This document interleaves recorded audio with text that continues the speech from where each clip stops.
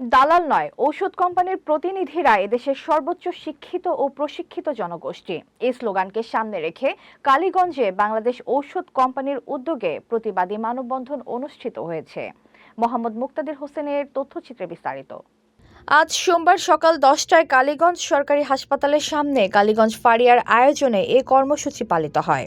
সারা দেশে একযোগে পালিত কর্মসূচির অংশ হিসেবে আয়োজিত মানববন্ধনে ঔষধ কোম্পানির প্রতিনিধিদের নিরাপদ কর্মপরিবেশ নিশ্চিত ও পেশার মর্যাদা রক্ষার দাবি জানানো হয়।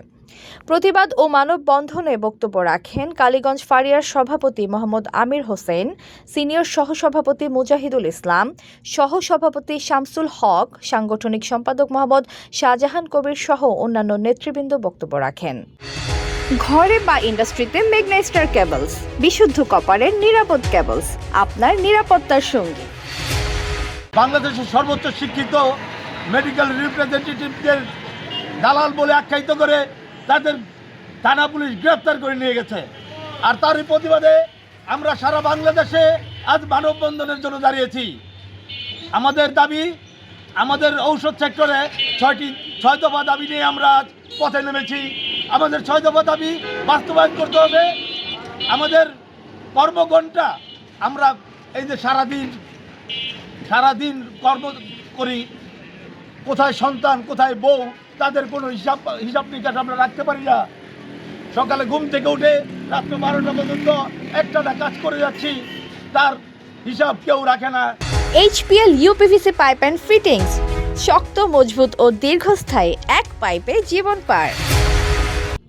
বক্তারা বলেন, ঔষধ কোম্পানি প্রতিনিধিরা এদেশের স্বাস্থ্যসেবায় গুরুত্বপূর্ণ ভূমিকা পালন করছেন। তাই তাদের হয়রানি বন্ধ ও নিরাপদ কর্মপরিবেশ নিশ্চিত করতে সংশ্লিষ্ট কর্তৃপক্ষের প্রতি আহ্বান জানান তারা। আপনারা অবগত আছেন, গত কয়েকদিন আগে ঢাকা মেডিকেল কলেজে আমাদের সহযোদ্ধা, আমাদের কিছু রিপ্রেজেন্টেটিভ ভাইদের অপ্রত্যাশিতভাবে দালাল আখ্যায়িত করে তাদেরকে গ্রেপ্তার করা হয়েছিল। আমরা এটার তীব্র প্রতিবাদ এবং নিন্দা জানাই। সেই সাথে দেশবাসীর উদ্দেশ্যে এটা বলতে চাই, আমরা যারা রিপ্রেজেন্টেটিভ হিসেবে ফার্মা সেক্টরে জব করি, আপনারা প্রত্যেকে অবগত আছেন, আমরা একটি স্পর্শকাতর সেক্টর নিয়ে কাজ করি। প্রতিবাদী মানববন্ধনে কালীগঞ্জ ফারিয়ার সভাপতি মোহাম্মদ আমির হোসেন সকলকে ধন্যবাদ জানান এবং সকলকে ঐক্যবদ্ধ হয়ে সংগঠনের নিয়মনীতি মেনে নিয়ে সংগঠন এবং নিজ নিজ কোম্পানির দিক নির্দেশন মেনে কাজ করার আহ্বান জানান এবং আজকের প্রতিবাদী মানববন্ধনে উপস্থিত হওয়ার জন্য সকলকে ধন্যবাদ জানান। ফারিয়া কর্তৃক আয়োজিত আজকের এই মানববন্ধন প্রতিবাদ সভায় এখানে উপস্থিত আমাদের ফারিয়ার সভাপতি, সেক্রেটারি, সহসভাপতি,